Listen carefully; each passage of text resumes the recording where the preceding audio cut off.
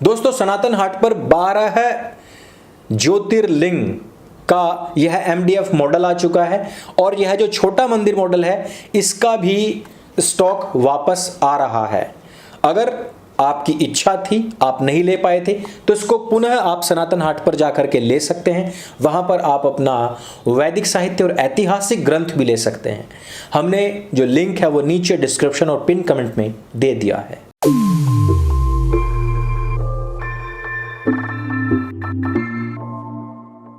नमस्ते दोस्तों, आप सबका एक बार फिर से स्वागत है आपके अपने YouTube चैनल सत्य सनातन में। आज़ादी के इस अमृत महोत्सव पर जो खुशखबरी आप लोगों ने दी है उससे दिल बाग बाग हो गया है। उसे 7वें आसमान पर बैठा हुआ ताला भी खुल गया है और उसने भी प्यार से वहां से ठंडी ठंडी हवाएं चला करके आप लोगों का धन्यवाद प्रस्तुत किया है कि अल जिहाद में जो आपका पैसा अभी तक खान ब्रदर्स और खान मार्केट के जरिए, इस जिहाद वुड के जरिए हिंदू बहन बेटियों के खिलाफ लग रहा था, उस पर कहीं ना कहीं आप लोगों ने आकर के रोक लगाने का कार्य किया है। और यही नहीं, उन लोगों को सपोर्ट करने वाले एक तरीके से कहें कि छद्म जिहादी लोगों का भी बायकॉट करने की बात आपने कह दी है। आज तक 180 करोड़ रुपए की लागत लगाने के बाद में अब तक तकरीबन सिर्फ 40 करोड़ रुपए, और वो भी कुछ मंद बुद्धि लोगों के आशीर्वाद से आमिर खान की एक सड़ी हुई फिल्म ने कमा लिए हैं। और ये फिल्म जो है अब वो उतर रही है हर जगह से और इसके पोस्टर्स बदल करके वहां पर रक्षाबंधन की पोस्टर्स लगाए जा रहे हैं, फिल्म चेंज करी जा रही है। अभी तक तकरीबन प्रतिदिन के हिसाब से 1300 से 1500 जो स्क्रीन्स हैं या शोज हैं वो प्रतिदिन के हिसाब से थोक के रेट में, थोक के भाव में कैंसिल किए जा रहे हैं। जहां एक तरफ पहले के जो आमिर खान की पूर्व की फिल्म ठग्स ऑफ हिंदुस्तान देखने के बाद में ट्रॉमा से बाहर नहीं निकले थे, नई तांती के बच्चे यानी कि नई जो उम्र के जो लड़के थे जो इस फिल्म को देख करके आए हैं, उनके माँ बाप ने मुआवजे की मांग कर दी है कि हमारे बच्चों का मानसिक जो स्वास्थ्य है वो खराब हो चुका है और उसको बचाने के लिए अब क्योंकि उनको मेंटल हॉस्पिटल में कहीं असाइलम में ले जाना पड़ेगा, इसलिए हमें मुआवजा चाहिए। और इससे भी बदतर हालत डिस्ट्रीब्यूटर्स की है, सिनेमा हॉल के जो मालिक है उनकी है। सुनने में आया है कि उनके जो मालिक हैं इन सिनेमाज के और डिस्ट्रीब्यूटर्स जो हैं उन्होंने भी मुआवजे की मांग करी है और उन्होंने भी कहा है कि हमें बड़ा तगड़ा घाटा हुआ है और इस घाटे की भरपाई अब आमिर खान और उनके खानदान को करनी पड़ेगी। और यही नहीं, इस फिल्म के इस हालात में आने के बाद में जो बताया जा रहा है, क्योंकि को प्रोड्यूसर आमिर खान स्वयं है, तो बताया जा रहा है कि आमिर खान जो है वो सदमे में आ चुके हैं और अंत में जो इस फिल्म में उनकी हालत दिखाई गई थी, हो सकता है कि निकट भविष्य में वो कहीं पर कटोरा लेकर के इस प्रकार से आपको दिख भी सकते हैं। यानी कि हालात इतने ज़्यादा खराब हैं कि डिस्ट्रीब्यूटर्स जो कि फिल्म को उठाते, देखिए 180 करोड़ रुपये में फिल्म बनी है, ऐसा मत समझना कि 180 करोड़ रुपए ही इन्होंने डिस्ट्रीब्यूटर्स के हिसाब से लगाए होंगे, इतना हम कमाएंगे। उसका हिसाब किताब बड़ा ज़्यादा होता है। वो तकरीबन जो बोली लगती है उसके हिसाब से तकरीबन 300 साढ़े 300 करोड़ का मार्जिन तो लेकर के चले होंगे, उसी हिसाब से बेची भी होगी, लोगों ने भी उसी हिसाब से ली होगी, लेकिन टिकट नहीं बिके तो अब क्या होगा?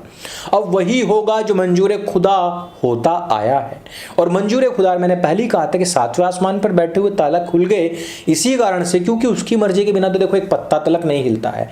और आमिर खान को हमेशा से ये बात लगती थी कि भाई हज पर जाते रहे हैं और हाजी रहे हैं और हज करके आए हैं, तो हाजी का तो बड़ा विश्वास होता है कि भाई जो करता अल्लाह करता है। तो हाजी का बड़ा विश्वास था कि जो होगा मंजूर खुदा होगा, और मंजूर खुदा यही हुआ कि 180 करोड़ की फिल्म जो कि तकरीबन इतने बड़े बजट में बनी थी वो फ्लॉप ही होनी थी।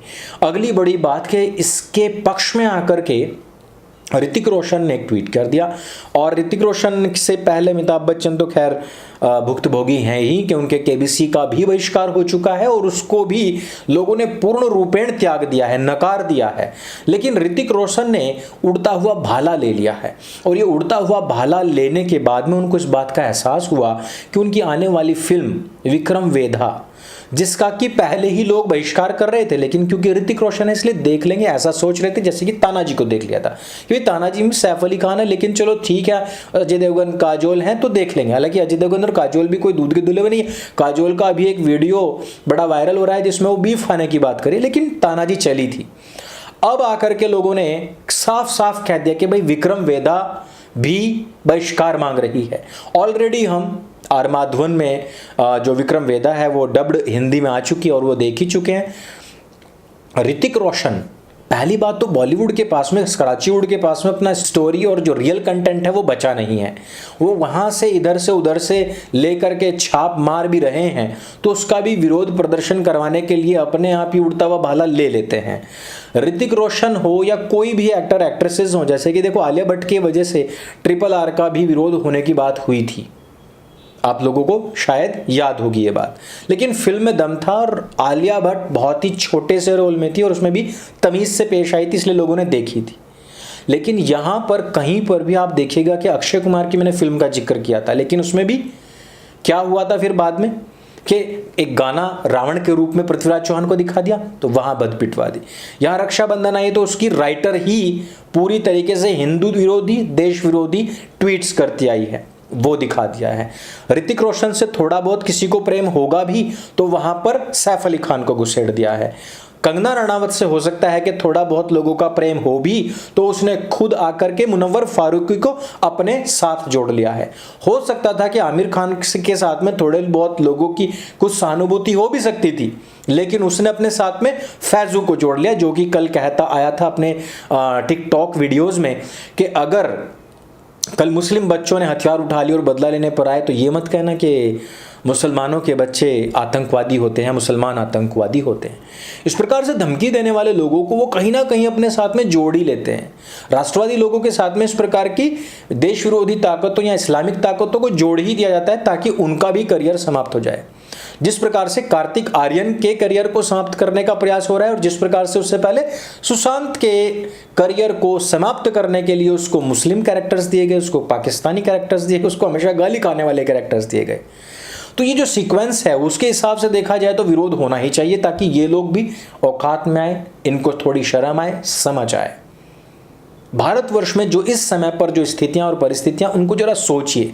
मैंने कल जिस सैफुल्ला की बात की थी वो 19 साल का एक गिलमा है और इस गिलमे का सपना है कि वो भारतवर्ष को इस्लामिक राष्ट्र बनाएगा। 19 साल का तुम्हारा जो चूजा है उसकी तरफ देखो जरा निहार के, उसको देखो, वो एक उबले हुए अंडे या उबले हुए आलू जैसी शक्ल का लौंडा तुम्हारा हाथ में मोबाइल और आंखों पर कम से कम 4-5 नंबर का चश्मा लगा करके अभी PUBG खेल रहा होगा, टिकटॉक या अन्य कोई सी ऐसी एप्लीकेशन या रील्स या शॉर्ट वीडियोस देख रहा होगा, हंस रहा होगा। वो सोच रहा होगा कि, और तुम भी सोच रहे होंगे कल आकर के वो बड़ा वैज्ञानिक बनेगा, लेकिन ऐसा कुछ नहीं होगा। जब उसके पंख कुतर दे जाएंगे इन सैफुल्ला जैसे नए नए गिल्मों के द्वारा, तब तुम सोचना कि हमारे हाथ से वक्त गुजर चुका है।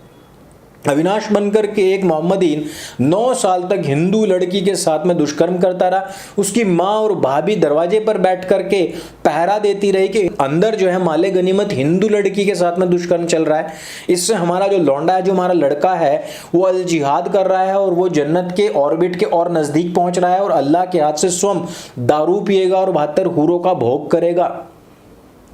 हम भले ही जन्नत ना जाए लेकिन वो भोग करेगा।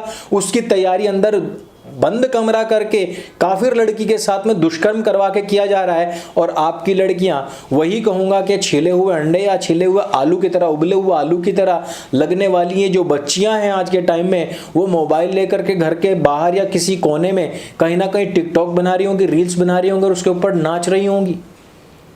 और फिर मैं कह रहा हूं कि ये सैफुल्ला जैसे लोग और ये आदिल जैसे लोग, ये अब्दुल, जितने भी टायर पंचर वाले लोग हैं, ये इन सब को शिकार बनाएंगे।